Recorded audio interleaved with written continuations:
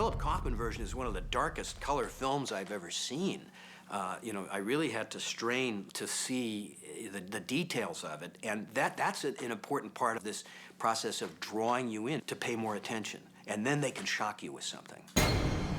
What we really wanted to do here was to try to create in color what, you know, film noir did in black and white, and there really, you know, hadn't been much of that done. We really didn't have any color precedents there. And he hired a great cinematographer, Mike Chapman. And if you look at that movie, as I did recently, it's incredible what kind of a contribution Mike made, because it's subtle stuff all over the movie, whether he's shooting through glass or whether he's giving you extraordinary shadow play on the wall. I had done already several movies with Phil, and that was always fun, so I jumped at the chance. We spent a lot of time actually at the Pacific Film Archives when preparing, looking at a lot of film noir, you know, classics, some of the great cinematographers. We wanted to emphasize a kind of visual paranoia that you're looking here and you're looking there and you don't know what's going on. So I would act with the camera that way. There are some Hitchcock techniques that he uses, film noir type of techniques.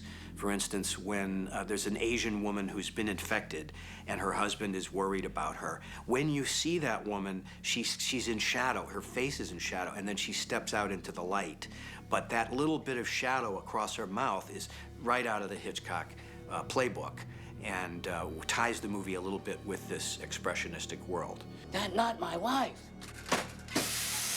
He and I would go out into the streets together because we wanted that authentic thing of the real San Francisco, of a city, you know, the dawn of pottiness there, or was lurking there in the streets, and that anybody could be enveloped by it. If a bus goes by and we had a handheld camera and you just see people, exhausted people just sitting there at the end of the day, or just to have the camera move through streets of shoppers, you know, having lost their souls in a department store. So one of the ways we did it, I remember, was he would sort of wrap a coat around the camera, and the two of us would just sort of walk down the street, and you know, then he would sort of swing around and follow somebody. We just wanted to be as discreet as possible, you know, and not call attention to ourselves. So if it was a little airy, probably, and with an eyepiece like that, and I could just, or with nothing, and I could just aim it and figure out where I was going.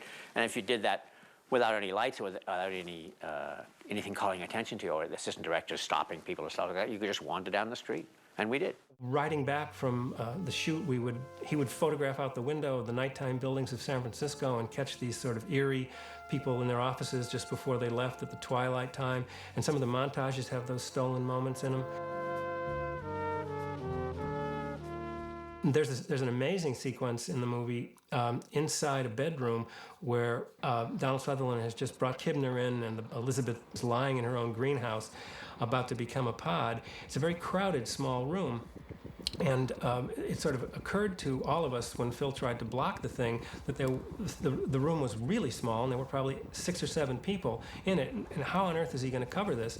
And Mike said, "Give me the camera." And for that, Mike Chapman dressed totally in black and sort of did a dance through all of the characters so we could shoot 360 degrees without any reflections of the camera showing up. And he put the camera on his shoulders and said, "Just everybody play the scene." And he stood in the middle of it.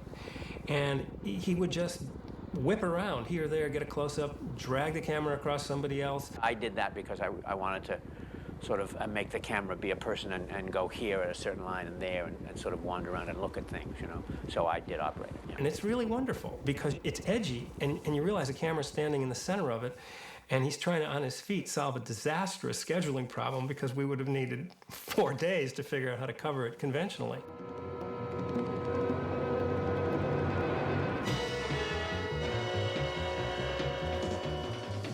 Mike Chapman had a great appreciation for what the great cameramen had gone before, and not that he was trying to copy them, but just, you know, be stimulated by them and be true to what their visions were. And he's a great film scholar. I think we thought we would sort of have fun with it and have sort of slightly campy shadows and angles and this and that were somewhat self-conscious, because the movie's self-conscious, but I think in a good way.